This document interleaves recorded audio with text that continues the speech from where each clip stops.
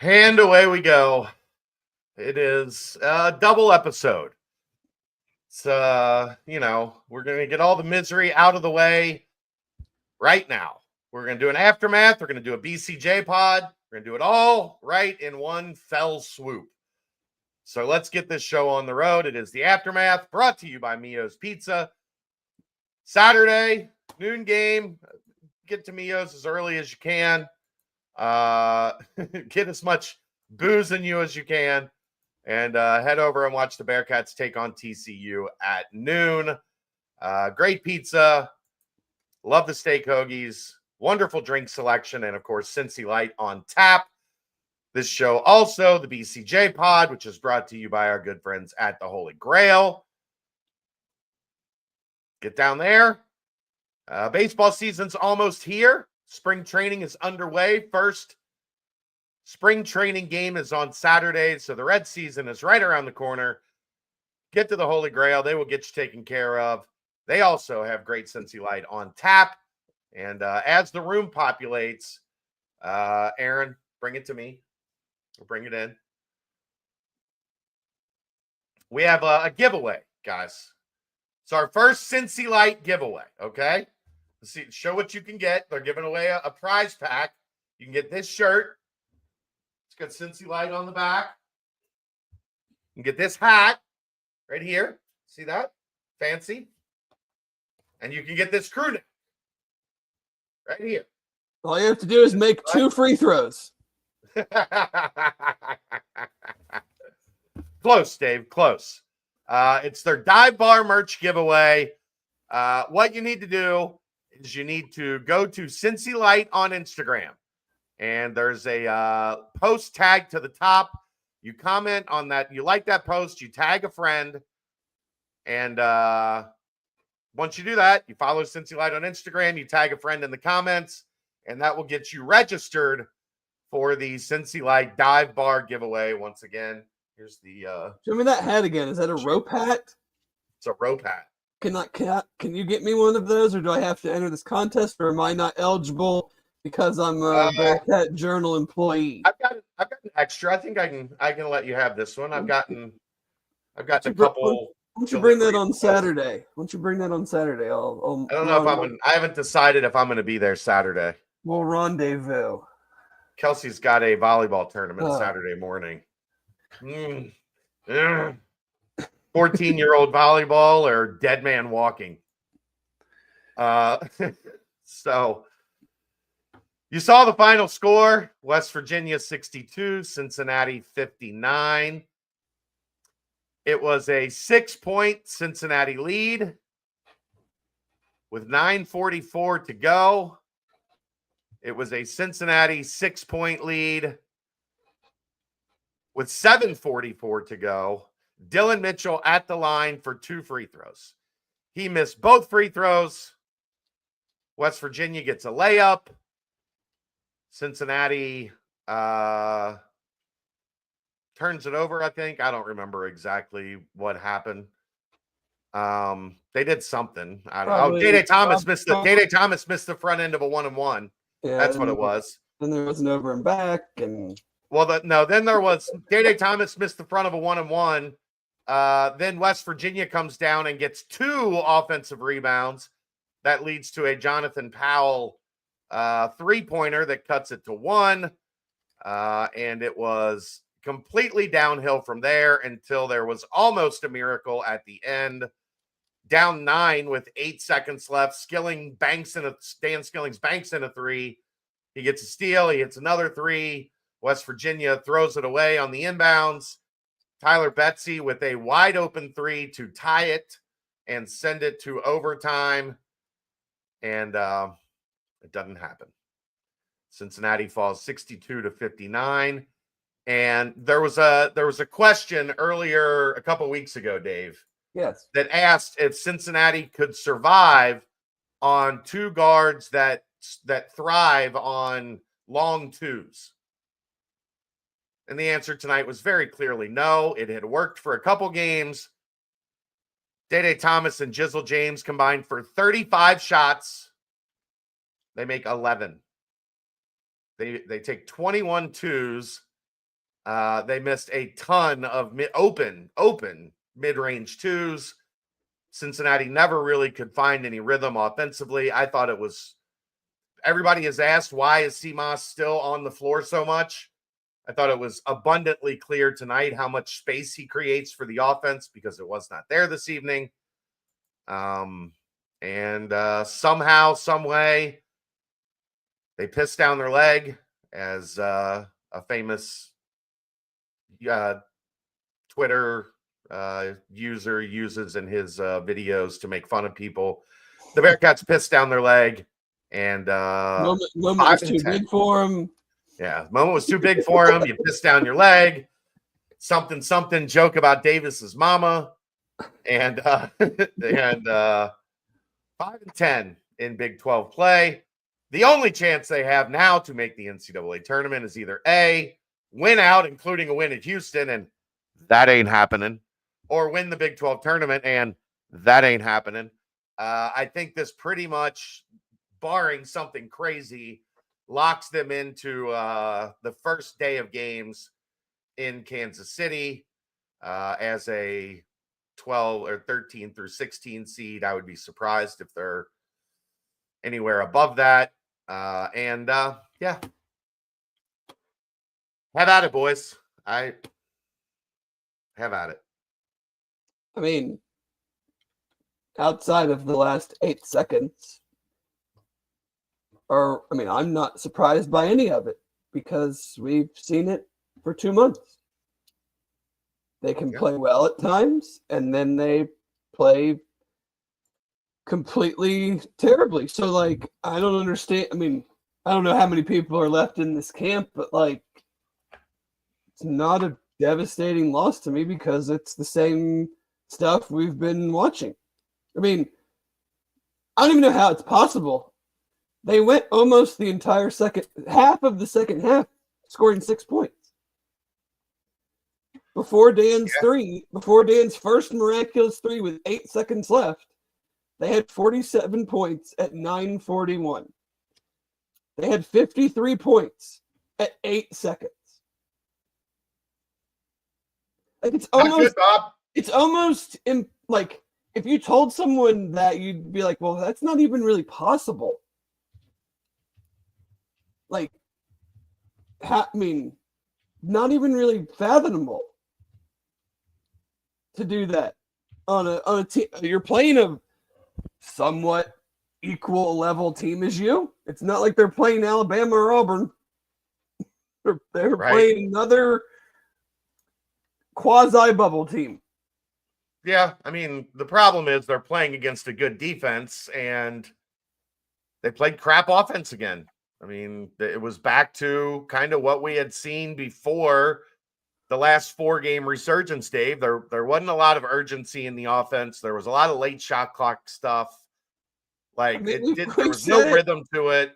You've said it for a while. I mean, it's like there's not any urgency in the team really ever. I mean, offensively, there had been the past 2 weeks, but we wondered, when they play a great defense, how is that going to hold up?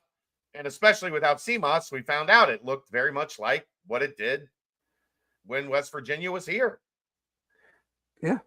I have some Amani Hansberry numbers, who had 17-13 tonight. Yeah. Did you guys know that in the last month he had scored in double figures once? I did know that, yes. And over the last month, he had double-digit rebounds once. Guess who the other time he had double-digit rebounds was against? Cincinnati. Yeah. He had 11 in the other game. He had 13 tonight. So a guy who doesn't really score and rebounds well, but, like, not like he did tonight, has had his by far 2 best rebounding games against UC, and then he tied his point total that he had against Utah a few weeks ago. But, I mean, you just might want to check that guy when he had 11 boards against you the last time. Yeah, I mean, that's rebounding again, Dave. Like, Aaron, I'll let you get your thoughts in. We'll get into it all. You're here and you haven't spoken yet. I haven't. I don't know if it even wants to. I want to throw up, actually. I hated everything about that game. I don't know. When you have 10 offensive rebounds and only 3 second chance points, that's not good. When you only go to the line 7 times in a game that you had 15 layups and 3 dunks, that's not good. You're not drawing any type of contact. I thought Dan had so many, for what he did at the end, doesn't make up for the amount of gaffes he had the entire game. He was terrible, outright terrible.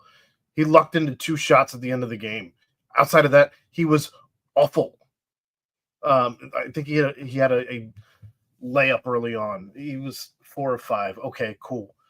You were still an offensive liability the entire. Why he was ever on Javon Small? Whoever made that call, that was a dreadful decision in hindsight. I don't know why it was a good decision in foresight. I don't understand. You have not a ton of options tonight, but any option was better than Dan Skillings on Javon Small at any point in time. And you let Javon Small do. You had one person on the scouting report, and you let him do whatever he wanted early on to the point that it allowed everybody else to run free. Jonathan Powell continues to show Cincinnati, hey, I'm from Centerville, Ohio. You could have recruited me. This is now the second game where he's had a pretty good game against Cincinnati, as he had 12 points tonight and 9 rebounds. No big deal. This team is maddening. This team is frustrating. Yes, you were down to CMOS tonight, who offensively hasn't provided a ton. And you saw Josh. Yes. You saw tonight what he has provided. The numbers, I guess. But he provides space, which they didn't have a lot of tonight. Offensive production hasn't been high. It hasn't been what it was last season. In any case, it was a tragedy of a game, and you had your back against the wall, and Cincinnati has done what they've done largely the entire season with their back against the wall, and they've just allowed themselves to be punched in the face and collapsed against the wall. I mean, that is a game they systematically should have been able to walk away from West Virginia with the way that they started the second half. Like, you scored 20 points in the first 10 minutes. You hold West Virginia down. Like, they're getting frustrated. You're doing what you need to do to frustrate them and make things difficult for them. You took Small completely out of the game and forced it upon everybody else, and it wasn't enough. And then you just collapse in every facet of the game. Like, that segment right before they collapsed, they got even on the glass. Like, they were rebounding. They were getting offensive rebounds. They were getting second chance points. They were doing the little things you need to do to win a must-win game. And then magically it all just fucking disappeared. Like, it all just, like, they forgot completely how they got to the point where they were up 6. Is that where they got their 3 second chance points? Because that's all they had for the entire game. 3 second chance points.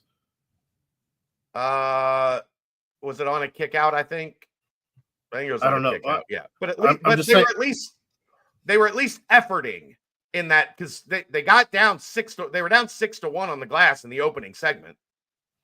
And then never really caught. They were down 5 at halftime, which was the difference of that opening stretch. And like we talked about, West Virginia's a bad rebounding team. Like, metrically, a bad rebounding team. You let one guy go get double figures and another guy go get 9. Like, ultimately, at that point in time, you kind of get what you deserve. Because the blueprint was there. They saw, like, they didn't turn it over. They started rebounding. They were playing aggressively. They were getting shots towards the rim. The lob plays were starting to work. And then all of it just disintegrated in the absolute blink of an eye. Absolute blink of an eye. You have a chance to go up 7. Tyler Betsy airballs a 3 from the corner. Like, wasn't even remotely close. It's frustrating. It's frustrating because it was right there for them to take. It was right there for them to take. And they said, no. We don't like doing things that we want to do. That's even with Day and Jizzle going 11 of 35 for 26 points. Yeah, they're the only guys that were willing to take the ball and be. I mean, Dylan did it a little bit. Those are the only guys willing to take the ball and go try to do anything with it. Yeah. How many? I mean, I don't even want to talk about it anymore because we know the answer. We kind of have to. No, I just mean, but this my point of like, you're up 6 on the road. You're frustrating the hell out of the other team. I think they had made 1 out of their last 9 shots somewhere in that stretch. And then, I mean, the chat is using the word soft a ton. You can talk toughness. I mean, you can talk killer instinct. You can use whatever cliche you want to use. But over and over and over again, this team exhibits one thing pretty clearly, and that's not being able to take advantage of when they're playing well and extend leads in critical moments against teams that are fighting to make the tournament. I'm not counting Arizona State. I'm not counting Colorado. I'm not counting Utah. Any chance they've had in any of these games, whether it was tonight, whether it was, you pick the game. Yeah. When it's gotten to the point of like, all right, it's game on. Like, you're up 6, you're controlling the game. It's game on. It's push this thing to 10 and it's over. Yeah. And they don't have that. And it's a collective thing to me. Like, yes, players need to take personal responsibility, and your high level Big 12 level college basketball players, no one should need to push you and prod you to motivate you and all of that. There should be, if you can't self-motivate at this point of your life in your basketball career, then I mean, just stop playing basketball. Like, I feel like what are we doing?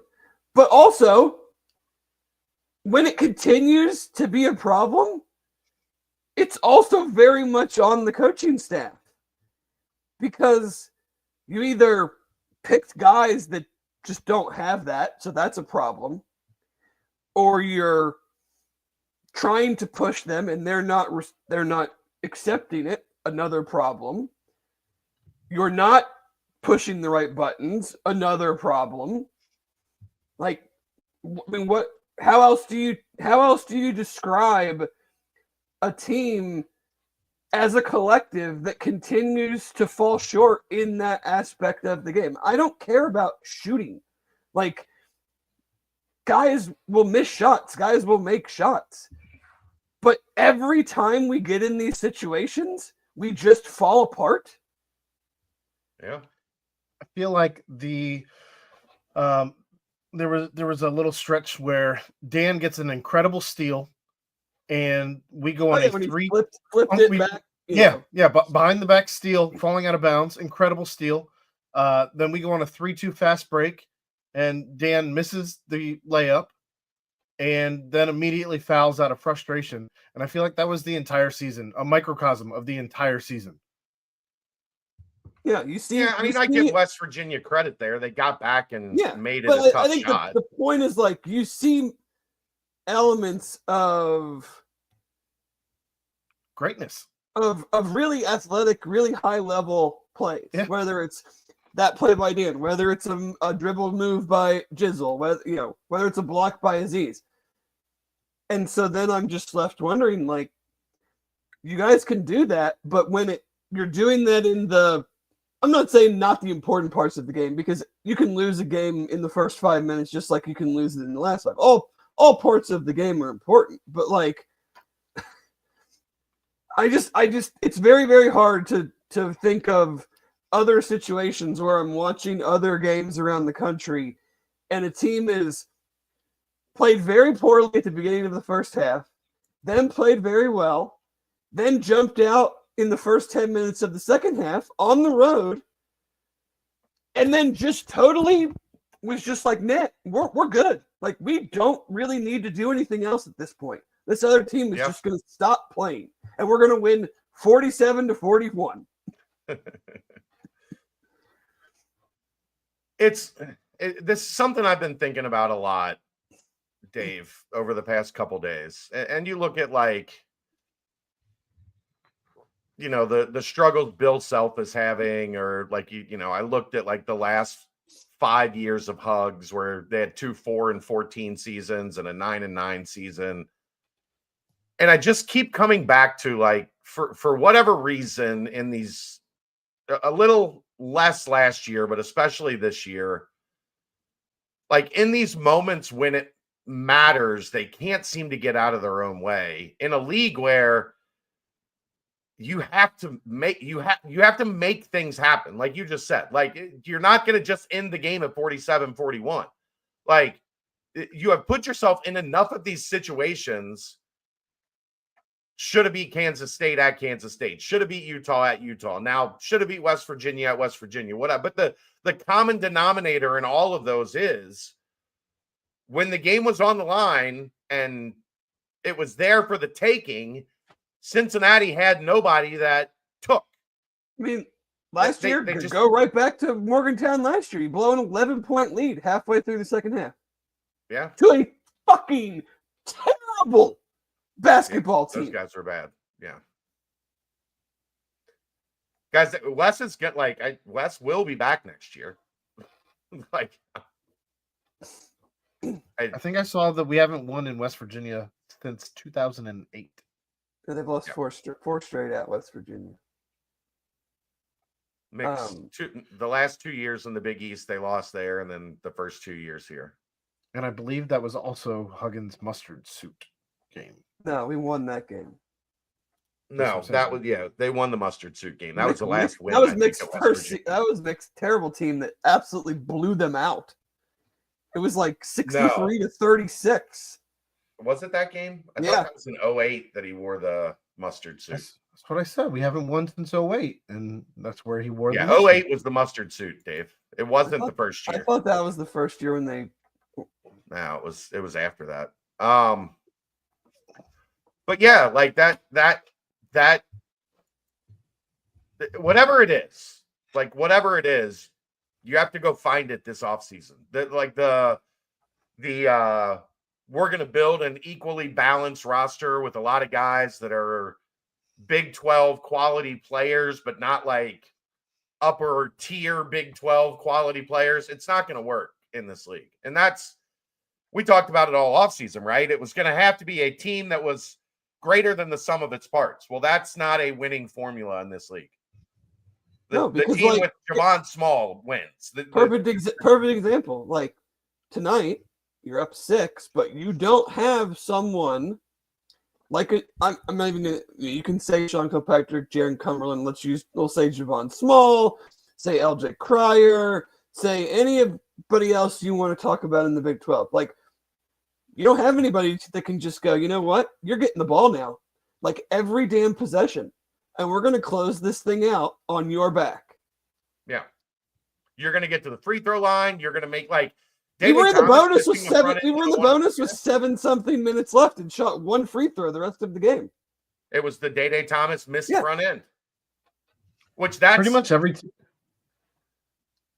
every team that's over 500 has a dude. That, to Dave's point, like I'm looking at the teams and I'm like, oh, that Houston has LJ Cryer. I mean, Arizona's Caleb Love. Like every team has a dude. This team doesn't have a dude. Yeah, and the NIL shows that. Like, there's a bunch of dudes making, mid to upper 6 figures. They don't have anybody making $1 million on this team. Is that the all you got to do is go get $1 million guy and it's fixed? No, because there are 4 or 5 $1 million guys in this league that stink or aren't playing much. But the reality is, like, the way this roster has been constructed, you kind of have to throw that out the window, I think. Like, I think that's what we've kind of learned is you better have that here's the ball, go save us. Go get us to where we're still up 6 at the under 4. And instead they went from up 6 to what was it at the final media timeout? They were losing, right? By they were losing by 6. They went from up 6 to down 6. Yeah, I think I tweeted they were up 6 with 7:44 left. Yeah. And with 2:44, something like that, they were down 6. I don't. There's no specific numbers out there. Bearcats won. I put this on the message board a couple weeks back, and I took a ton of shit for it. It was somebody asked a question, I provided the answer. They are somewhere in the 9 to 12 range. I couldn't give you the exact numbers because nobody publishes those. But from talking to multiple sources around the Big 12, there are definitely 8 teams that are spending a good deal more than that group from 9 to probably 13 or 14. And then there's like 3 at the bottom, Colorado, UCF. There's one more, but Utah's not spending a ton of money. But they're in that bottom third. And it's not just that. Like, I don't think it's just that they're in that bottom portion. I think some of it also is how they decided to allocate it. I don't think works in this league, Dave. I get why they did it. I think we all agreed with what they were doing. Okay, if you don't have, that upper tier type of money, get a bunch of good players and hope that on any given night, 2 of them are playing really well. Yeah, but we've talked about this a few weeks ago. Like, I'm not going to go back and armchair quarterback the how they chose to allocate the funds that they had. I do have some thoughts that, again, I have a lot of thoughts. I'm holding them until the end of the season because I just don't. This is not the time or the place. It's not fair to anybody involved. I have a lot of thoughts. One of which we don't need to get into it like completely here, but like last year we talked about, did they end up going too heavy on the bigs? And now this year we've talked about, did they go too heavy on the wings that can't shoot? Well, the problem with your guards can't shoot. Well, but I mean, we're now in back-to-back years of having like real critical discussions about roster building. Yeah, and again, some of that, Dave, is you're new. You're trying to figure out what is the right formula. Like, you haven't been in this league for a long period of time. Part of me is like, no, what works? How many chances do you get to correct every, like?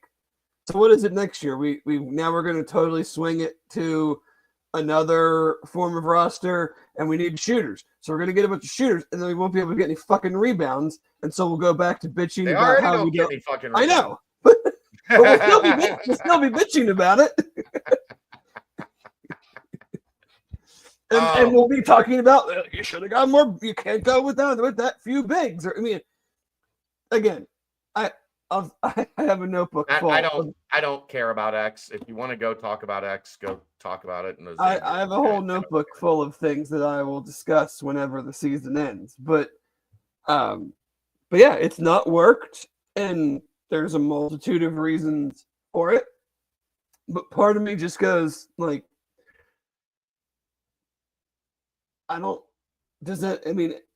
know. I'm probably rambling at this point, but like, I just can't get over the stuff of, the stuff we see on a almost game in, game out basis of just. Yeah. The fact that they can't fix the rebounding for a team that rebounded well a year ago, minus John Newman. John Newman didn't make that much. What did he average? 5, 6 rebounds a game? I mean, the first segment of the game was, and I don't use this term embarrassing because I'm not on the team. There's nothing that I'm not affiliated with the university at all. There's nothing they can do that would embarrass me. But the first segment of the game was some of the most dreadful effort and technique to get a rebound that I've ever seen masqueraded by a Division I basketball team. Yeah. I mean, you're down 6-1 on the glass immediately. You know, just sets the you're tone coming for off the game. Sets the tone for the entire game. Where you got killed, destroyed on the glass, and you come out and you're down 6-1 at the first media stop. Tells West Virginia these guys, they're not going to fight back. Yeah, and they did fight back, and then they brought it to even. I think at one point they got it to even rebounding, and then West Virginia wins the rebounding battle by 8 down the stretch. So once again, when it matters, you get your ass kicked. You know, that's what, 18, 8, 26. You lose rebounding by 26 in the last 2 games. Yeah, I mean, I don't know how you guys have more than. I mean, I just use like the Yahoo app. You have the more accurate rebounding stats, but I mean, this says they lost by 9 tonight. Well, I guess 32. Mine says 39-30. Yeah, 40-32 was the official. But I mean, that's kind of what you just mentioned about the Iowa State game is the stuff that sticks with me about where the program is. Some games, you know, whether it's the other team's going to make a bunch of shots, the other team's just going to get more rebounds, whatever. It's a 30-game season. It happens. But, like, how many times you just got to get doubled up on the glass? And then the very next fucking game you start 6-1. Getting your asses handed to you on the glass. That, to me, tells me whatever Wes and the coaches are saying, the players don't give a shit, or what they're saying is idiotic and doesn't make any fucking sense. Because how did that happen? Yeah. Did they recruit Powell from Centerville? No, they recruited Tyler Betsy instead. How do you get worked like that on the glass? And then that's like in football. Team runs the ball on you for 450 yards. And then the very first drive of your next game, all they do is run the ball for a 75-yard, like just right down the field, 75-yard touchdown. I'd be like, what the fuck were you guys doing all week in practice? Yeah. Like, you knew that the next team was going to go, we just ran the ball for 450. They just ran the ball for 450 yards. So we're going to run it until these guys prove that they can stop it. And it's exactly what happened tonight. I think that's a perfect metaphor. And I do think when Wes recruits, there's got to be more, especially in this league, there's got to be more of an emphasis on strength. Like, getting a 6'8" dude is great, but getting a 6'8" dude that can't get above 215 pounds when you're playing against West Virginia and Houston and Iowa State. The bigs for Iowa State, they can't dunk, but they moved our dudes out of the way with great ease. Yeah. And I do feel bad for Wes in that it's really difficult to learn on the fly in a league like this. Like, you're dealing with incredibly high level games every night against, for the most part, coaches that have been doing this for a long ass time, that have gone through the learning process, and they're out on the other side of it. And you're trying to figure out what a roster in the Big 12 looks like. And I think they felt like they, a lot of it, given the results last year, they probably felt like we're close. But if you dig down deeper, Dave, they were 5-10 their first 15 games in the Big 12 last year. They're 5-10 now. Yeah. I mean, I understand what you're saying, and I don't 100% disagree, but I will push back a little bit. West Virginia has 12 new players. Yeah. They went out and got Javon Small. They they thought they were going to have Tucker DeVries, which they did even but better. the point is But that they've been spiraling, Dave. Like Cincinnati aside, I think they're 2-8 or 2-7 on games that aren't Cincinnati over their last 9. Like, it's not working out great for them. I'm just saying except that for when they play the Bearcats. They're still without a guy that would have been very likely first team All Big 12. And they have a guy that is it. Like They're still They're still in position to make the tournament. Yeah. So because they went and had one guy that has played great all year. So it's hard to build a roster, but then we watch that teams. That's been the whole thing about NIL, isn't it? You can build a roster in a year. Kansas State did it last year. I'm saying the way that he envisioned it is not. He has not gotten it right yet. Okay, well that's concerning. Did you listen to why I said? I think that is the big part of it. Is that you're trying to learn on the fly in a league that does not allow you to learn on the fly. Yeah, West Virginia is struggling outside of playing Cincinnati. Go look at their last 10 games. Well, they won at Kansas. That's one of 2 other wins. And everybody's fucking up Kansas right now, Dave. I feel like you can still look around the league and you can play copycat. I mean, obviously you can't get the same guys, but you can still build a team with half the money. That's like saying that's a whole different discussion, though. That's an entirely different discussion. Build the same team as the Yankees. Now they find a way to compete most of the time, but they have to do it differently. You've got to figure out your way that's going to work, and they haven't figured it out yet. And I think we all thought they're going to have it pretty much in line this year. And for whatever reason, it has not been, and I think we've touched on the main reason is they went with a bunch of dudes that are roughly starter level guys in the Big 12. Like those guys are going to start at a lot of places, but they don't have a dude. They don't have, hey, this guy's going to get us to the finish line. They're supporting actors. We hired a whole bunch of supporting actors. I think there you go. That's exactly my question though is how does that change next year? You're going to have to go get a dude. Okay. Because guess what? I don't think you're going to see a whole lot of this roster back. No, I don't either. You're going to have a chance to Darren DeVries it next year. Because I don't see many. I don't see them looking at this and saying we're gonna run this back. Like it didn't work, and the reasons why it didn't work are pretty glaring. You weren't big enough and strong enough on the glass, and you didn't have a guy on offense. I mean, Jizzle has the last 4 games, but even tonight, you see where the shortcomings are. He's not consistently a great jump shooter. He'll have stretches where he's a great jump shooter, but then he's going to have tonight where he pulled up. He missed 2 or 3 layups.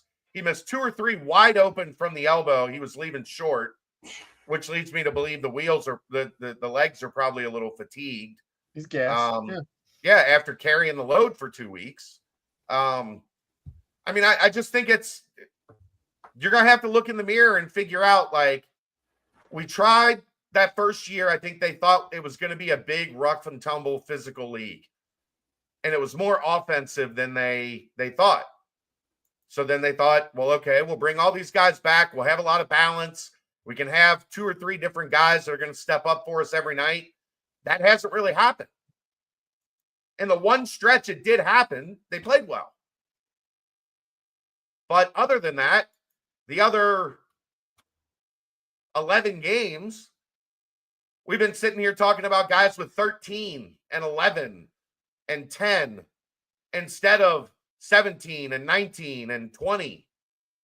Like, we've got a whole record full of shows that live up to exactly that. Yep. Hey, the other team had a guy that had 21 and another guy that had 18, and Cincinnati had a guy with 13 and a guy with 11. Which team do you think won?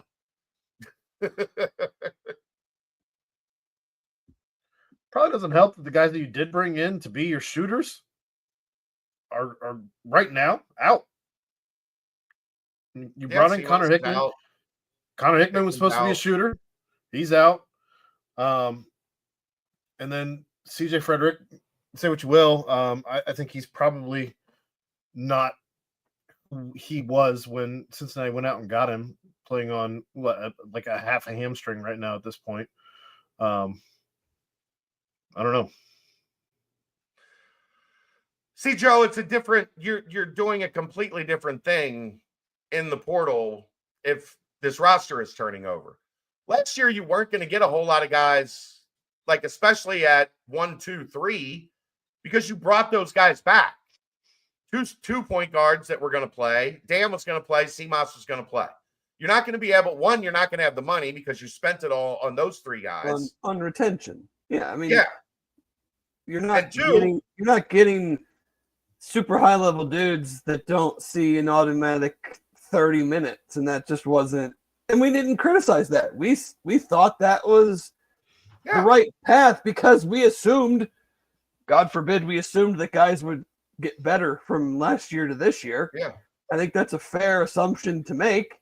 I'm curious if we can point to.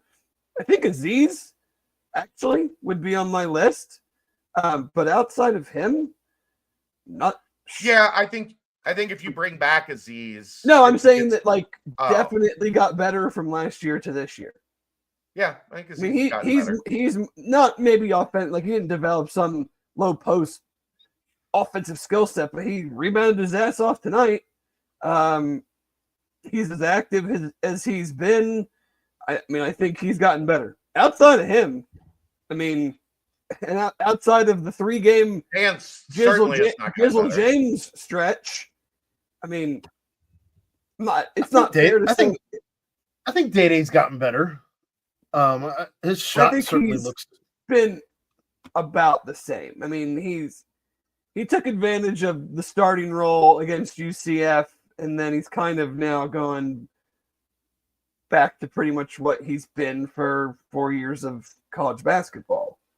But like Seamoss, no. Dan, it's hard to say Dylan because I don't really know what I'm not certain exactly what he did at Texas. I'm more just he's playing to the back of his basketball card. Yeah, I'm more just saying the guys that are. Yes, Bearcat 1, Josh has gotten better, but Josh getting better wasn't going to be the catalyst of this team becoming an NCAA tournament team going into the season. Like, you needed the top line guys to all get better, and literally none of them have outside of maybe Aziz. Yeah, and Jizzle for a 4-game stretch. Like right, which only slightly offsets. I mean, they talked about it on the broadcast tonight that he had made like 13 threes in his last 3 games and had made like 2 in the previous 10? I think it was 5. So like, yeah, he had a nice little run. Like, it doesn't exactly offset the bulk of especially Big 12 play. I mean, so yeah, I mean they've got a lot. They're gonna have a lot of work to do in the offseason. A lot of work to do. Like and subscribe, everybody. 128 people joining live. You people are animals. Love you all. These are our best shows, David. I mean, is it because everyone just wants to vent, or is it because usually or listen to us vent? Yeah, listen to us vent. Like, here's somebody else like voice their frustration. Yeah. Like, and don't get me wrong, I'm not excusing any of it, Dave. I'm just like talking through it. Oh, I know you're not. I know you're not. And I mean, but that like, I mean, like I said, I have a notebook. If you want to join the first BCJ pod after whenever the last game is, feel free. But thank you, Tony. That's what I assumed, but my ego, wanted me to just keep that in check a little bit. I mean, this is kind of a low number, though, right, Aaron? Like, we've had like 160, 170 for these post-game shows. it's a low number because the season's over. There's no hope. Hope flew out the window. Typically lights out when you guys are recording this live. Hope landed too hard, and the landing gear went out, and the plane ended up upside down. Is it too soon for that joke? I don't know. Nick, hi, how you doing, buddy? He's not getting fired. It's not happening. So we don't spend a lot of time talking about things that aren't going to happen. Doesn't really serve any purpose. And there's also 5 games left in the regular season. Like, we have plenty. Again, we're different than most of the other outlets out there. We continue to do coverage when the season's over. We don't stop when the plays stop, when the games stop. So we'll have plenty of time to talk about a lot of that stuff. Plenty of time. Thought it was interesting that the rotation tonight, you had 6 guys over 20 minutes, and outside of Tyler Betsy, no one else in double-digit minutes. That's really, I can't recall a game where they had guys at the top of the rotation playing that many minutes. Well, it's usually looks a little different because CMOS is in there. So it spreads everything out a little bit more. Like, instead of, you're taking a guy out of the rotation, it's going to get consolidated a little bit probably. So I guess that's where my concern is. If next year you decided to put the bulk of your money in players 1, 2, and 3, and you end up with still trying to run rotations where you're trying to save legs, that's where I would be a little nervous. I mean, Day played 35. Dylan played 33.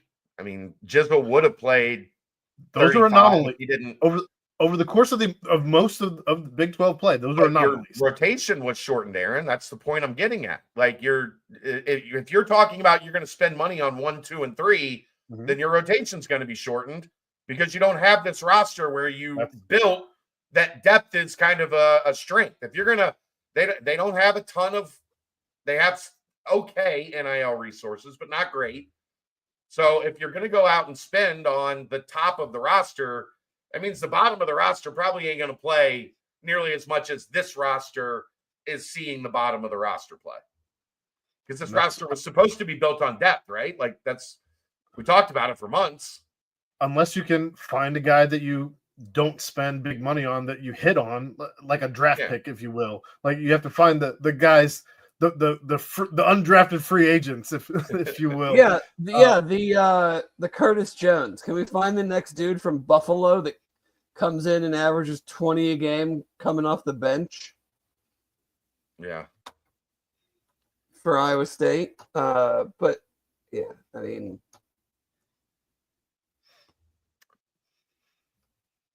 Aaron, you want to go over the?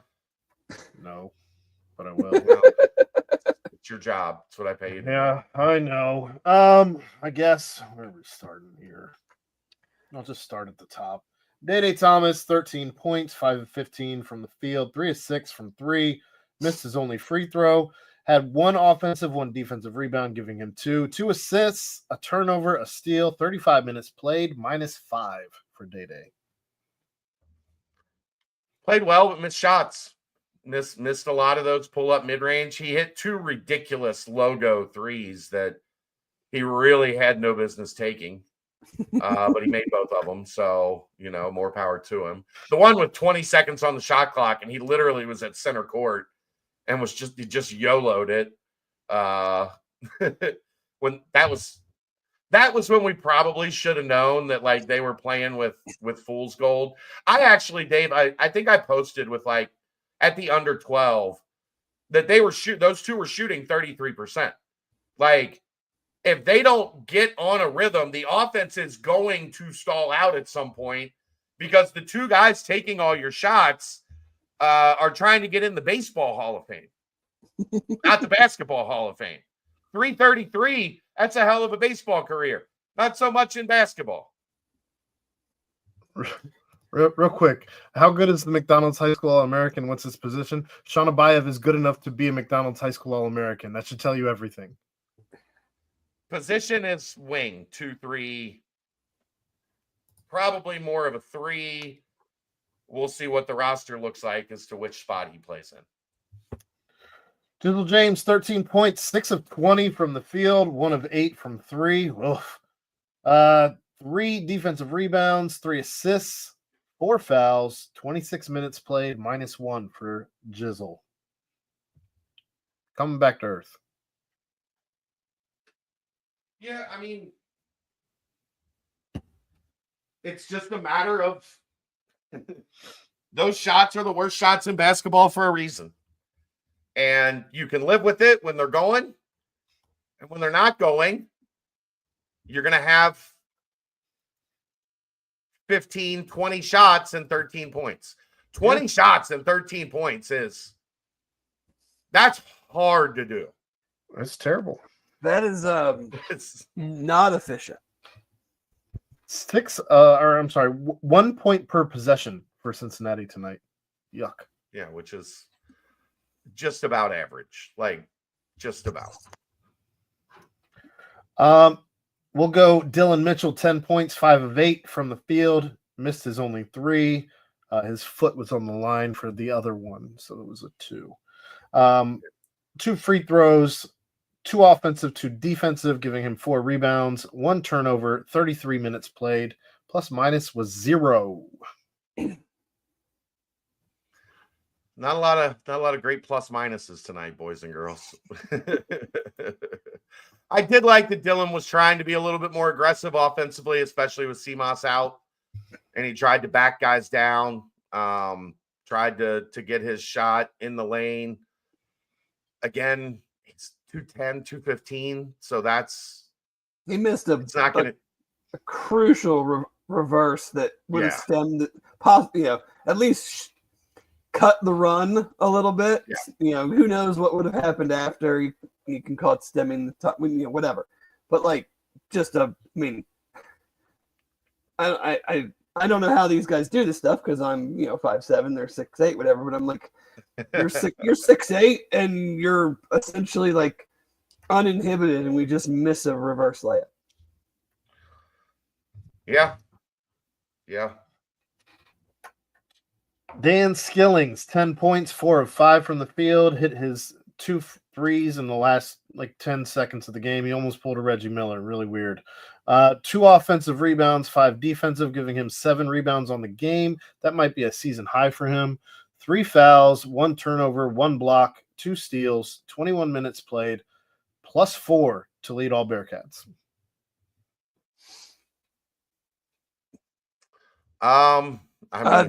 That is the most rebounds Dad has had since at least January, before January 18th. That stat line is not the tale of the game for Dan because he was horrendous at times. Yeah, but he also was beneficial at times. I mean, he was fighting on the glass at least. 7 rebounds from him in 21 minutes. Defensively, though, he was dreadful. Yeah, I don't understand putting him on small. That didn't make a whole lot of sense. I mean, I thought they had good matchups on small most of the game. Josh Reed did a really good job on him. I thought Dylan did a good job on him. Dylan wasn't on him a ton. Josh and Day had probably the most coverage. Yeah. But, I mean, I know he played a little bit hurt, but he still played 30. I mean, the only time Javon Small wasn't on the court was those 4 minutes that he was checking his ankle. Figuring out his foot. Yeah. Fixing his shoe. Yeah. He had 16 points and shot essentially 50%. So, I mean, he played, I would say, fine, but if you went into this game and told me that he played that many minutes and was just, he was good, but at no point was I like, my God, how are they going to stop him? Well, there was a stretch in that first half, at the beginning of the first half, when they were making 70% of their shots. Again, Cincinnati's defense came out and let somebody get 70% for the first 10 minutes. Yeah. But then the last 30 minutes of the game, he didn't really have a major impact. No, I think he had 10 in the first half. So he had 10 and 6. Yeah, he had 10 in the first 10 minutes and then didn't score the rest of the half. All right, Tyler Betsy, 5 points, 2 of 6 from the field, 1 of 5 from 3, 1 offensive, 1 defensive rebound, 2 total, 2 fouls, 1 turnover, 18 minutes played, plus 1 on the plus minus. 2 rebounds might actually be his season high. Usually just hanging out around the arc. That's what they need, especially with Seamas out. You need some spacing. Like, you need somebody out there to draw a defender away from just standing in the paint and waiting for drives. Aaron had 2 rebounds against Arizona State on January 18th. Woo! We'd be having a different conversation if he hits that 3. Got a damn good look. I mean, kudos to him. Maybe we would have. I mean, they still could have lost in overtime. It was a great read by him because he was under the basket and nobody was guarding him. So he just ran to the 3-point line and stuck his hand up. Yeah. They almost were going to get a 5-second call. Could you imagine that? I'm kind of surprised they didn't. It felt like they were holding the ball for I know. a while. Could you imagine that? You get the turnover, down 3 with 3 seconds left, and you get a 5-second call. It was long enough that you ran 3 screens to try and get the corner 3, and still no go. Yeah. I also kind of think that ball was off on Jizzle at the end there. I did too, but I don't think they had an angle to show. Right. They kept saying they have different angles, so than what we saw. But even if they do, then that didn't show them either. But it was just weird how like his hand was in there, and all of a sudden the ball, So, but I mean, whatever, doesn't matter. The announcers made it sound like they were asking them if they had a good look at it, but they said their monitor was too small. No, they asked them if they had a bigger monitor. Oh. And they said they had they asked them if they had a bigger monitor than the one they were looking at the table because it was like a computer monitor. Well, they were trying to get a better. The game was in West Virginia, so the monitors were probably in SD. Figure your shit out. There should be standards for this. What are we doing? So stupid. But yeah, I thought Tyler played okay, except for the airball 3. That was the one. Well, which one was better, the airball 3 or Josh's off the top of the backboard? Josh, I don't blame Josh for the top of the backboard one. He was standing wide open, and Dylan threw a pass like 14 feet away from him. It's still funny. The end of the shot clock. It was funny, but like I don't blame him for that. Like, if Dylan makes a perfect pass there, that's a great look for Josh for a wide open 3 at the end of the clock. Yeah. That was a terrible pass. Either way, the shot would have still ended up 7 feet above the backboard at the height of its arc. Of course. He launches grenades. But it might have gone in. Aziz, 4 points, 1 of 1 for his only field goal, 2 of 4 at the line, 3 offensive, 7 defensive rebounds, giving him 10, 1 foul, 3 blocks, 26 minutes played, -9. It's just hard when you got a guy that's, when he's giving you 7, 8, 9 points, like all the other stuff is fine. When he gives you 4 and he has to be out there for 25, 30 minutes, like it's tough. It's tough. But he was the one guy that looked like he was dialed into at least rebound defensively. Like he was going and snatching balls, where everybody else really, 2 hands, blocking out, like going and aggressively securing a defensive rebound. Yeah. So for that, I mean, I have no in this one game. I have literally no qualms with Aziz. Yeah. Like, good night, GMAC. Thanks for sticking around with us. We appreciate it. We still got a whole half of a BCJ show to go. We might do 3. You want to do 3 in 1 tonight, Aaron? We'll do the nightcap in here too, while everybody's here. Josh Reed, 4 points, 2 of 6 from the field, 0 for 1 from 3, 1 defensive rebound, 3 assists, 5 fouls, 1 steal, 27 minutes played, -3. First possession of the game was fire. He scored 4 points in the opening segment. I was like, Josh is gonna get a 20 ball tonight. And then he didn't score the rest. He had a couple good looks on backing guys down, and that he's got a nice little 7-8 foot fadeaway. He just didn't. He laid them up soft off the rim, but they didn't go in tonight. Again, like Aziz, not no issues with Josh. That's how you get booted out of the chat, Tony. Get out of here. 0 points for Rayvon Griffith in his 2 minutes played, -3. 0 points for CJ Frederick, although he had 1 defensive rebound, 9 minutes played, and +1. And 0 points for Arnton Page in his 3 minutes played.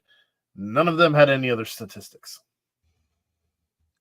Yeah. I mean, they got a great look on the last possession. I am a little curious, like, do you just put CJ out there so that they have to go shooters on the floor? It's a diversion. Even if he's not in the action at all, like, do you at least put him out there so they have to recognize that he's on the floor? Like, just kind of felt like something that, because if you have if you got a scramble situation like they had, and he ends up coming open or something, I mean, I don't know. I mean, it's whatever. I mean, you got a wide open 3 for a guy that shoots it well. I mean, yeah.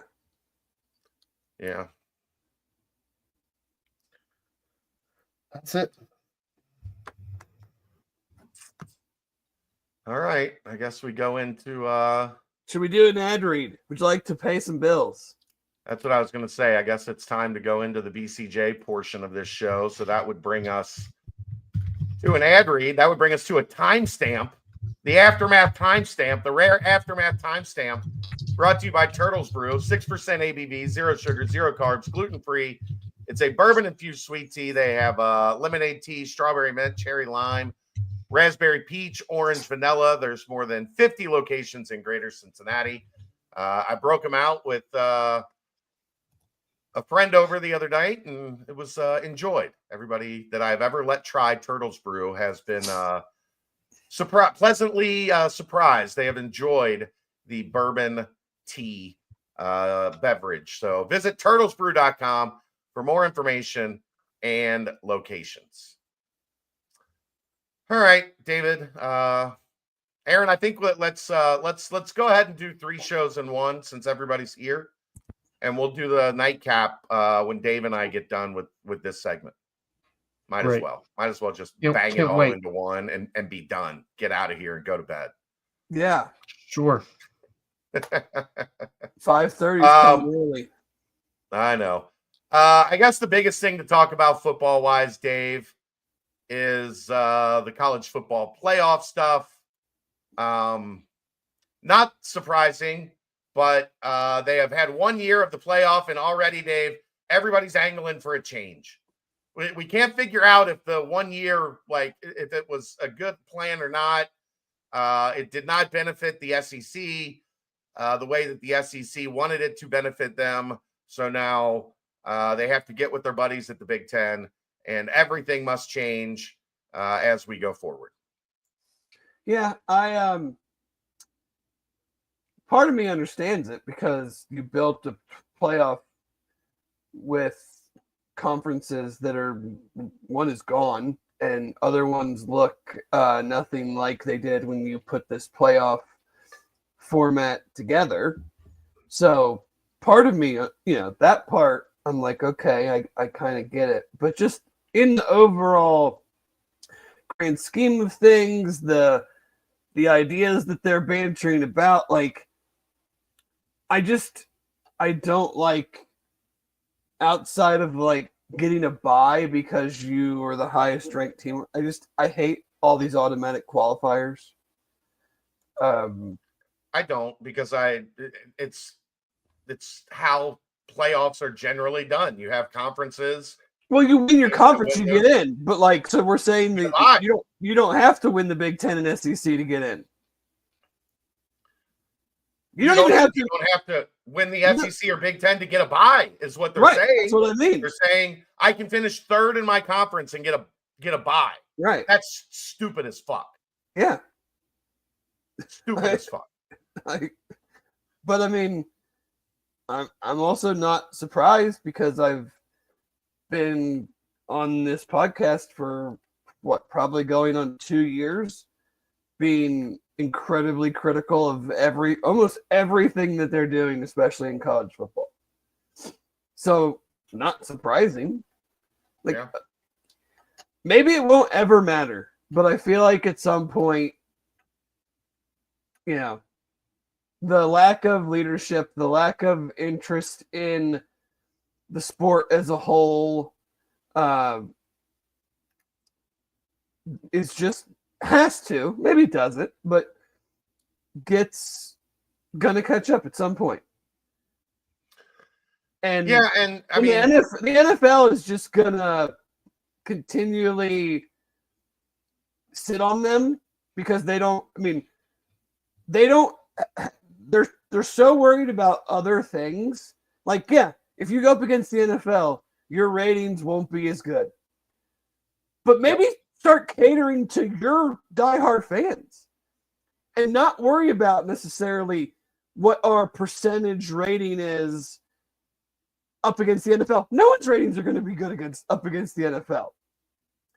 Yeah. But you're pissing off your diehards by doing these playoff formats that I was looking at the one for next year, and I was trying to figure out why or I don't know if it was this coming year or the one that they announced for 2027. One of them is going to take even longer than this year, from the end of the season to the national championship game. And it's because New Year's falls on a Wednesday, and we have to have the fucking Rose Bowl on New Year's. So because we have to have the Rose Bowl on New Year's, and God forbid we have it on a Saturday, have the game on a Saturday, that means that now we have a 10-day window at the front end of the playoff and a 10-day window after the semifinal games. Yeah. How is that good for your fans? Yeah. Like, you just, yes, if you did what I would do, you would be going up against the NFL. You would have playoff games at the same days that the NFL does.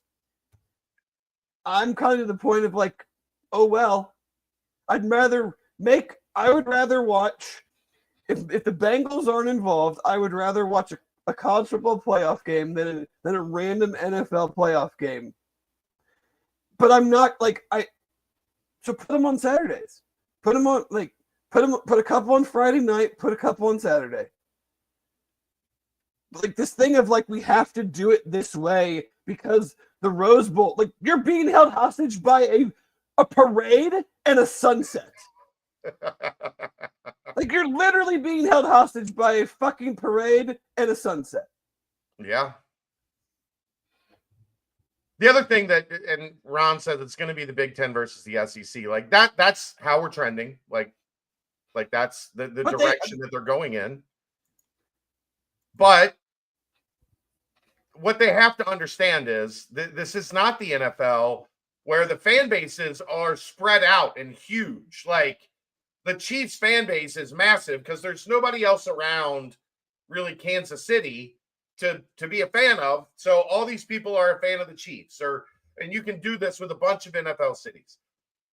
In college, you've got large you think the group of Texas Tech, Baylor, whatever fans are just going to become Texas fans?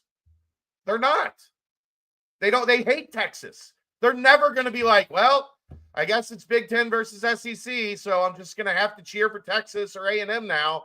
That's not how, you have got, and I've talked about this for a long time, where college football is really going to lose its way is that they have something that the NFL will never be able to accomplish. And that's 60, 70 markets that actually care, that are actually invested and die hard about their product. The NFL would do that if they could, but they know they can't. So they're stuck at 32. When the NCAA loses sight of that ability to tap into 60, 70, 80 markets with their product and consolidates it all the way down to 32, I think college football will officially be dead, Dave, because I think you'll have the South will care about the SEC and the Midwest will care about the Big Ten, and nobody is going to care about the teams on the West Coast. And that'll be it. That'll be all college. The East Coast won't care about college football. The East Coast already doesn't care about college football. The West Coast already, I mean, but at least you've got some teams in there that, you know, Clemson has a fan base, Florida State has a fan. Like, you've got some markets in there that care. And when you alienate those, that's when you're going to see the downfall of college football, because it's going to be 2 regions of the country. There's going to be 4 teams in each region that matter. And everybody else is just going to say, I don't really care about this. I'm over it. I mean, I was asleep well before, and then the game wasn't, obviously it wasn't super competitive, but like I was asleep well before the national championship game was over. Yeah. Like you go to bed at like 8:00. I might. Depending on the day, you have not been opposed to 8:00 in bed. Yeah, and then some nights I'll stay up till 4:30 in the morning. But but yeah, I don't love it. I don't really even care necessarily about the expansion of it, because I always just assumed it would end up at 16, which is whatever. Yeah, it's just the 16 is a reasonable number for a tournament. I mean, yeah, Division III has had a 16-team football playoff for, I think, close to or my entire life. Right. So the expansion of it isn't the problem. It's just that it's a leaderless enterprise where the big 2 are really just looking out for themselves, and they don't have. They should. The system is set up as the way that it is. Right. That's their job. It's not their responsibility to care who gets left behind. I think there's one way to save it, and I don't think they'll ever go for it. We're going to have a commissioner of the college football playoff that is going to make decisions that are for everyone. Like, no more of the Big Ten and the SEC making their own decisions. Well, there should be commissioners of college football and college basketball. I know, but the reason there's not is because the SEC and the Big Ten don't want to give up their authoritarian power. That's what I'm saying. That's the way you could fix it. If there was somebody that was in charge that had everybody's best interest in mind, that made the decisions. Yeah. Like Sankey basically, let me see if I can find the quote in the article. It's because, like, you have the commissioner of the NFL who works for all the owners, and they have owner votes, and a lot of times the votes are landslides or even 100%, but there's never a threat, like, because where are you going to go?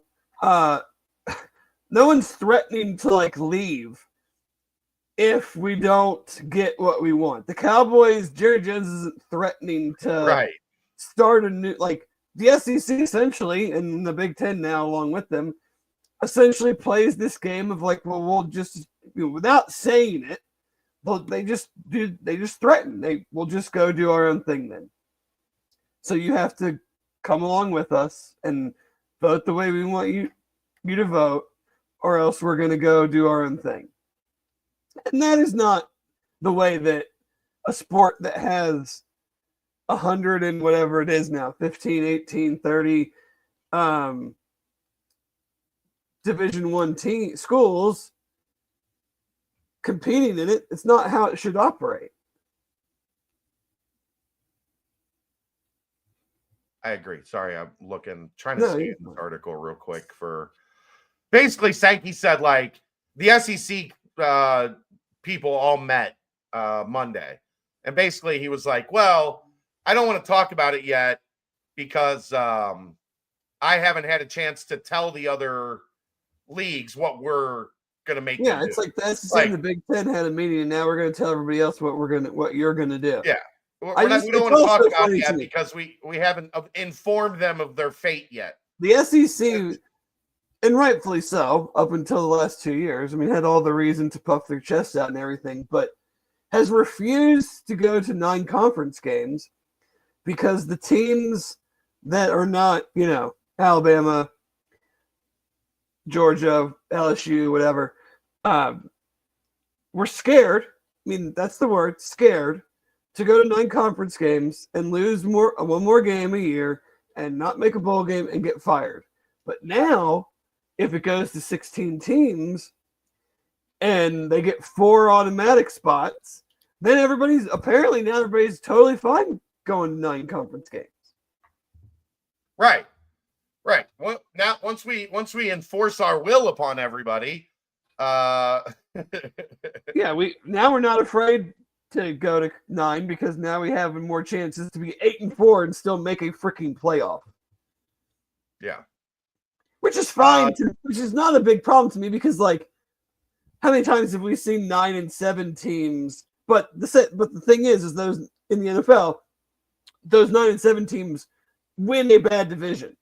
They're not getting like selected when they're 8-4 to go to or be automatic qualifiers as the 4th ranked team in the SEC or Big Ten at 8-4. That's the part that I'm just like, but this is what you get when you bloat your conferences. These conferences never, I mean, even though UC, I feel like struggles aside, still rather be in the Big 12 than the AAC. Of course. But like these conferences had no business growing to these numbers. No business. No, but, like what? I mean, outside of the dollars, what is better about college football today than 10 years ago? Nothing, because essentially everything at the top is still the same. It's still Alabama and Ohio State and Texas and Michigan and. I think I saw the thing. I don't know the exact number, but I mean, for like 30 years, only around 15 teams have won national championships. Yeah. So nothing. And like really, half of them are one-offs. Yeah.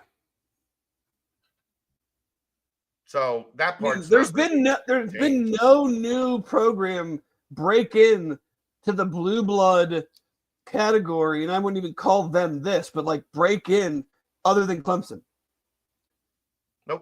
Nope. Nobody has broken in and sustained other than Clemson, and their sustainability is now in question. I mean, they had the run with Trevor Lawrence and Deshaun Watson and got the national championships, but like no other program. That was because the ACC has not been good. Right. Like they created a spot for themselves. Nothing is really different than it was. No. I mean, outside of the money.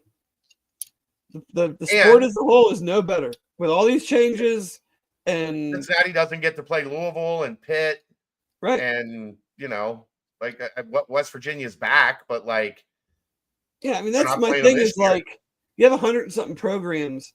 Everybody's goal is not to win a national championship. They could say that it is, but.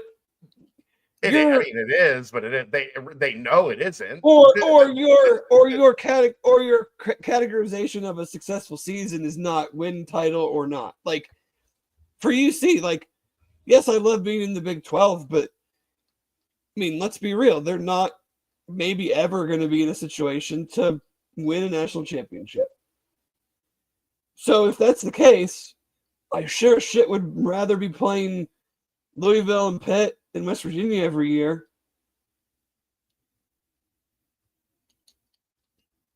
Yeah.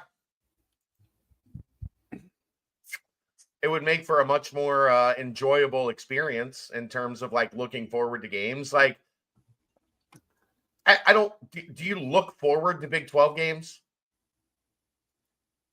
Some of them I do. I mean, but that's my point. Like, I'm just more into, I mean, I'm into football. I'm into football, but yeah, I mean, it's not like I'm, you look at their schedule for next year and there's not a game where I'm like, and part of that has to do with, for me, it's always much more UC side. I've never subscribed to the like it matters who they play. Like I'm here to watch my team. Yeah. But at the same time, there's not like a game next year where I go, That's what I mean. I have to clear my calendar. I will not miss this game for any circumstance.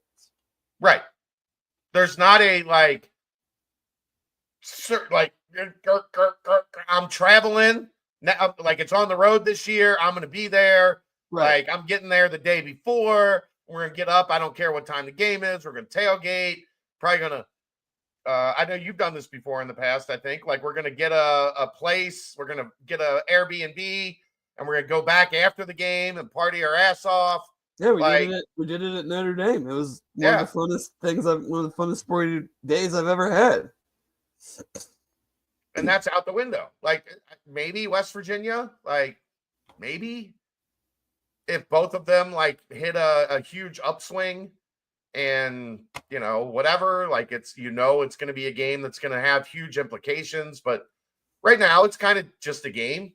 Like, okay, UC plays West Virginia, all right, like it'll be fun, but I don't know. I think that's a big part of it. Is like there's just not events anymore. It's week to week. All right, they got Texas Tech this week and Arizona State. Everybody's gonna be fired up about that Arizona State game. And how they won the conference, and still like nobody's gonna be like, oh man, got the Sun Devils coming to town next week.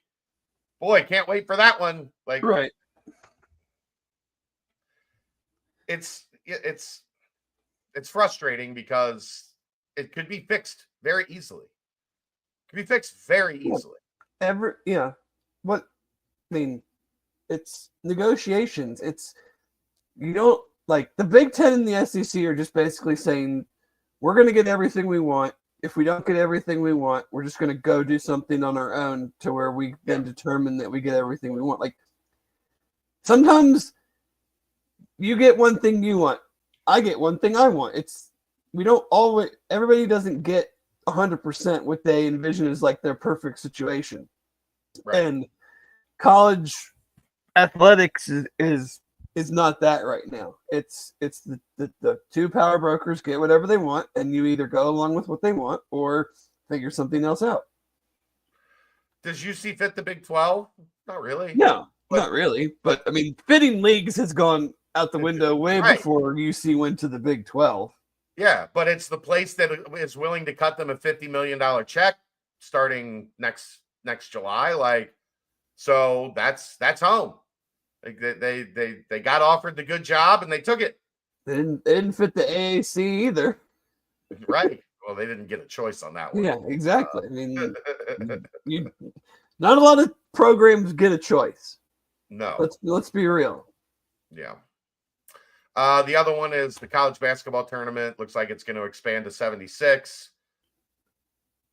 What I know people are literally just outraged over I hate it so much. Just so much. Essentially, there's going to be another version of Dayton out west for the West Coast teams. It's going to be 4 more basketball games. I don't care. Yeah, but I just look at the teams that are going to be in now. I don't care. They're going to play a game on a Tuesday and a Wednesday in Dayton and yeah, but I mean, I understand the logistics of it, but now we're talking about teams with under 400 conference winning percentages making the tournament. Okay, I don't. Well, no, we can't say that the football one bothers us, but the basketball thing doesn't. The basketball thing doesn't bother me. Yeah, I don't have any interest in watching teams that have proven for 3 months that they just kind of stink. At least the football one, those teams have like actually beaten somebody to be in the top 16. I'll watch the games. They'll have them on True TV or TBS. I will watch them, and then I probably won't think about it. It'll be just like this, like last year and this year and next year. I will watch those games on Tuesday and Wednesday, and then when they're done, in my brain, I will not think of them again. You will, because some of those teams will win.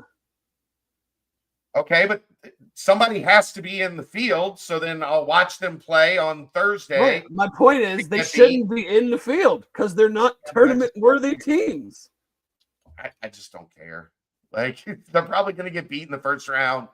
They're playing into the 64 team field. They're not making an entire new like bracket out of it that everybody. I won't watch. I'm not adding around. I don't know. It just doesn't. My time is not like I have too much to care about other than watching like bad sporting events. They're bad. Like I don't watch. You can be 7-28 and win your conference tournament and get in. That's fine. Everybody knows the rules when the season starts. They know that their whole season doesn't matter. Win 3 games and you're in. They know that going in. So I guess the question should be then: should they all be at-large bids? Like, if you're going to put 16 teams, you take 8 spots out of the field. I don't think that's been a thing that I've hated the most about the expansion is that you take auto qualifiers and make them play in a 16 versus 16 game to then go get your teeth kicked in by Houston. Like, you qualified for the tournament. You should not be in that game. One of those teams gets to win a game in the NCAA tournament. They shouldn't be in that game, period. That should be for teams that were the last, however many it is, at-large teams. All should be in those games. Yeah, but a team that's great from, Drake could lose their conference tournament and miss the NCAA tournament. They were dominated the whole year, but they lose their conference tournament. They're out. Don't lose your conference tournament. You only have to win 3 games out of the whole year. Don't lose it then. Like, you know the setup. It's not a surprise. I know, but it's not fair, Dave. It's not fair. Oh, now we're going to talk about fair.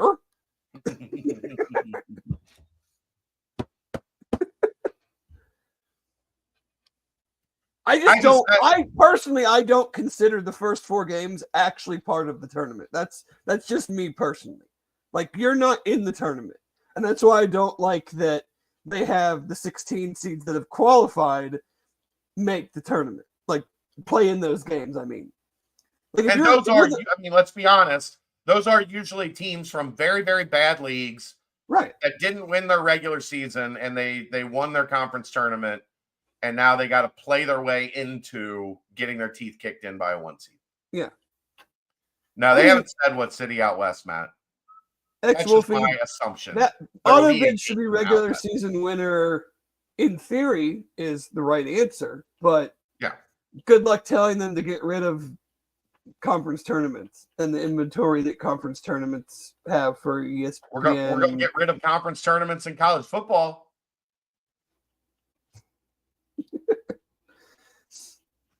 Yeah, because why do you need them?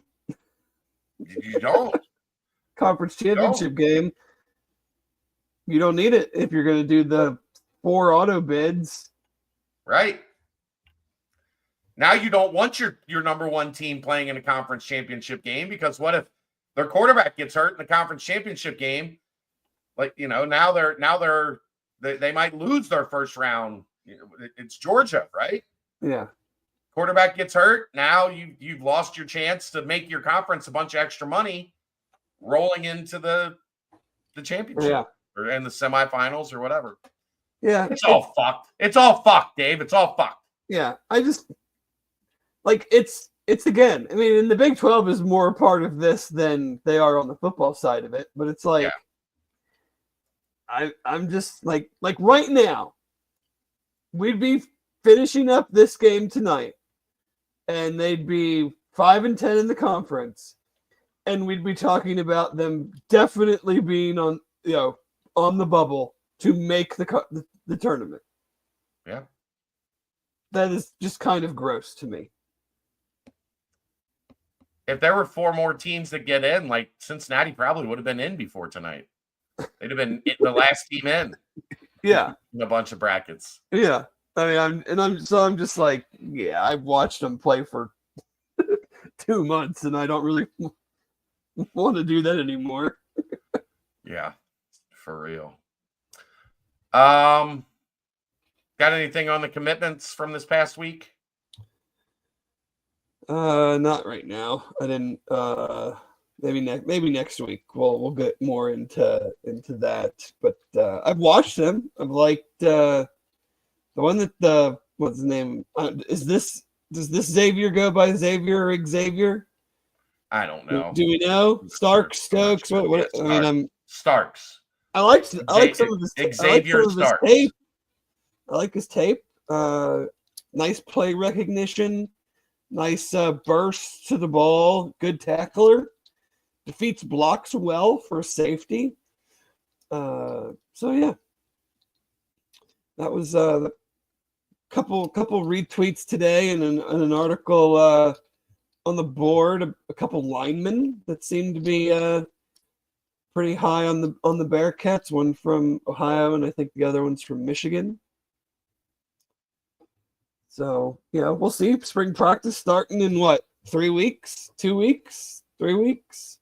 3 weeks, I think. Guys will Maybe start. Something like that. Guys will start visiting for that. Yes. So you know, visits starting to get set up for June. That's a new thing now. They I've are really doing only now seen. I think I've really only seen like one. I know there's some that have, like the one offensive lineman for from Michigan said he was going to be visiting in June, but I haven't seen anything like I haven't seen many of the tweets locked in for my official visit. Yeah, that's coming. I'm just like they Yeah. had the reason it sticks out in my brain, Dave. They had a kid on 24/7's YouTube channel the other day. Yeah. That announced he was on there to announce his visit schedule.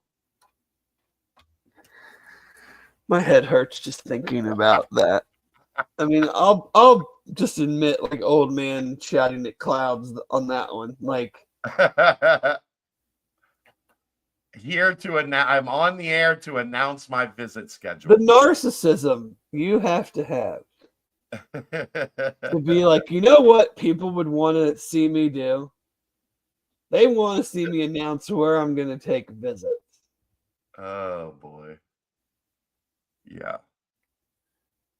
But no, I mean, you know, the kid that committed last week still isn't even on our commitment page, so that's a huge stunner. 4 out of the 5 kids aren't rated. Another huge stunner. I guess in my spare time, I need to rattle some chains and get that taken care of. Shouldn't have to. On my to-do list at the moment. Shouldn't have to. I agree. You should cover everyone on your network the exact same. Yeah. In that regard. I agree.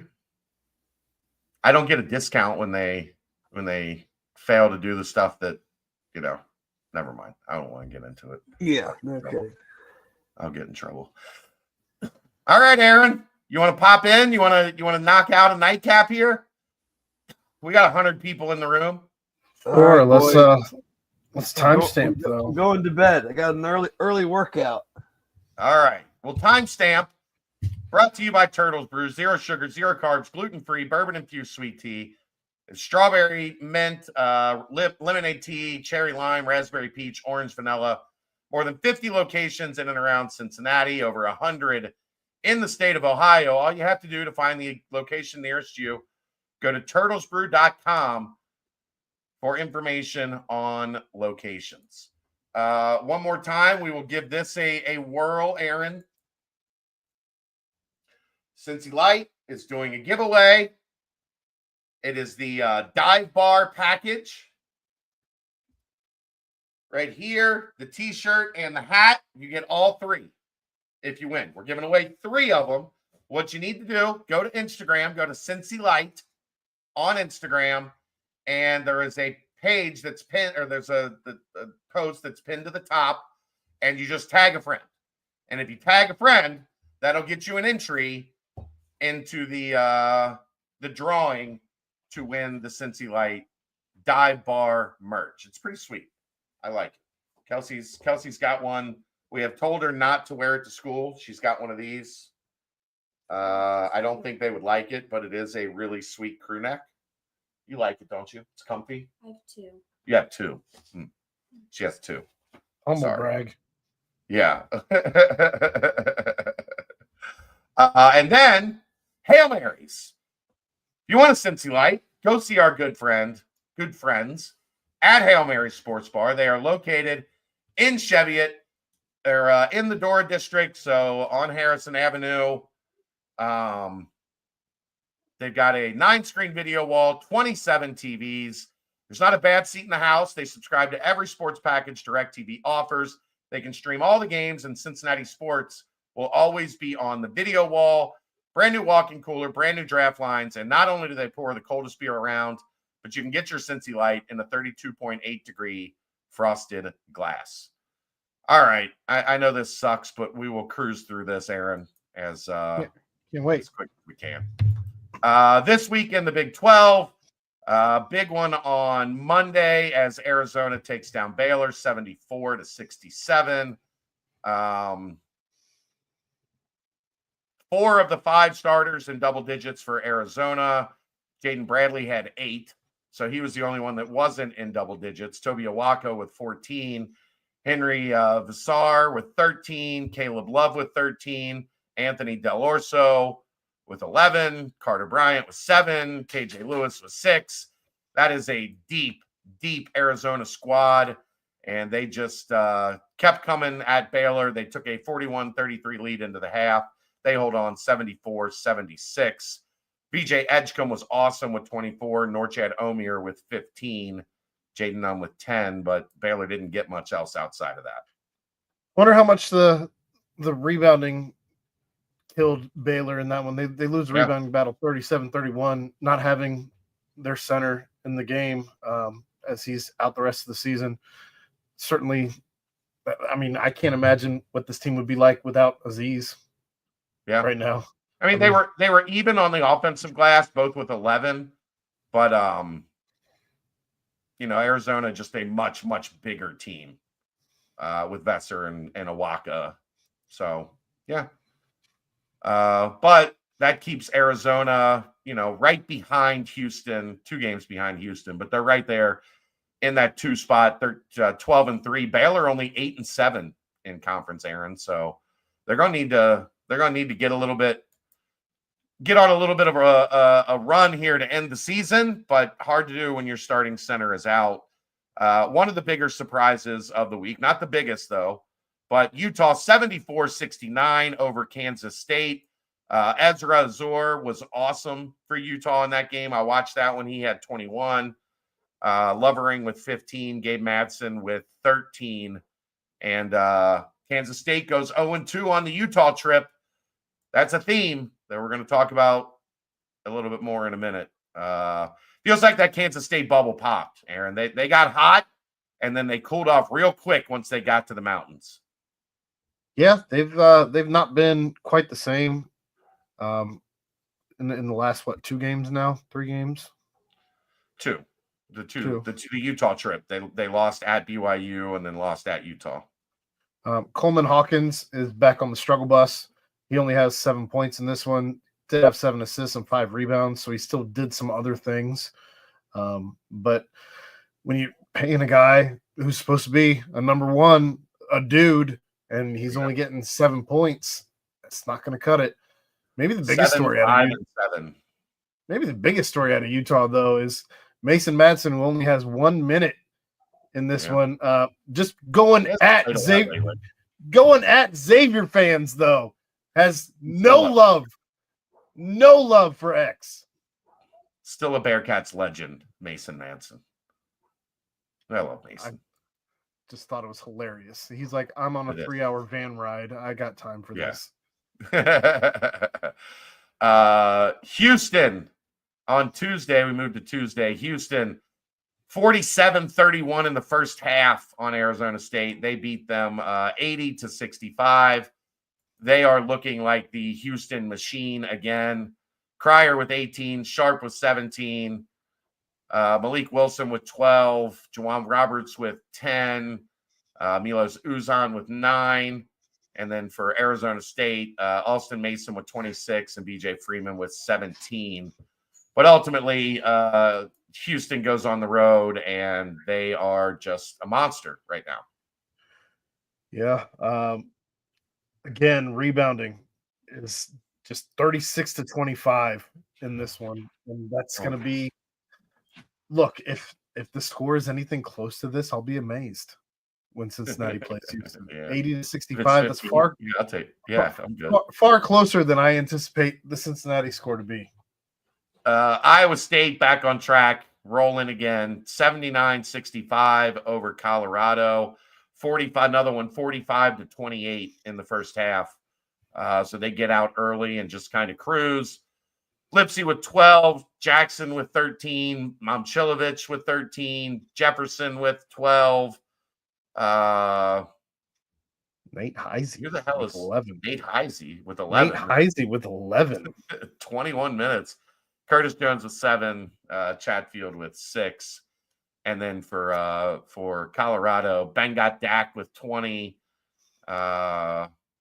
Carrington with 11, and Jakimovsky with 10 for Colorado. There's a 0%. There's a 0% chance that Ben got Dak is back at Colorado next year, right? No, I wouldn't think so. He's too good. He's too good to be at Colorado next year. Big surprise as Jamie Dixon has TCU at 8-7 in the league. That is not a good roster. Jamie Dixon is coaching his ass off. They beat Texas Tech 69-66. I was shocked by that one. Noah Reynolds was 16. Ernest Uday with 11. Tazarian White with 16. And then for Texas Tech, Darian Williams with 21. JT Toppin with 14. Chance McMillan with 19. But they couldn't get it done. They couldn't stage the full comeback, and TCU holds on 69-66. Who would you call the dude on TCU? Is it Uday? I mean, they're balanced. Uday, it's actually, Vasan Alete has been maybe their best player throughout the season, but he only had 8. Noah Reynolds has been consistent. How we kind of expected CMOS to be that guy that has 11, 12, 13 every night. Hasn't happened, but that's kind of what Reynolds, I think, has been for them. They're playing great basketball right now. Finding ways to win. I mean, Texas Tech, maybe the hottest team in the conference outside of Houston. Yeah, and then ran into a little buzzsaw on the road at Texas Tech. TCU, they stormed the court. The other game last night, Aaron. Oh. So they should have had to forfeit, right? Storming the court. Forfeit. It's forfeit. So stupid. BYU 91. Kansas 57. And this one got ugly fast. And the snowball just rolled downhill. After losing to Utah over the weekend, Kansas has had a bad trip to Mormon land. Wow.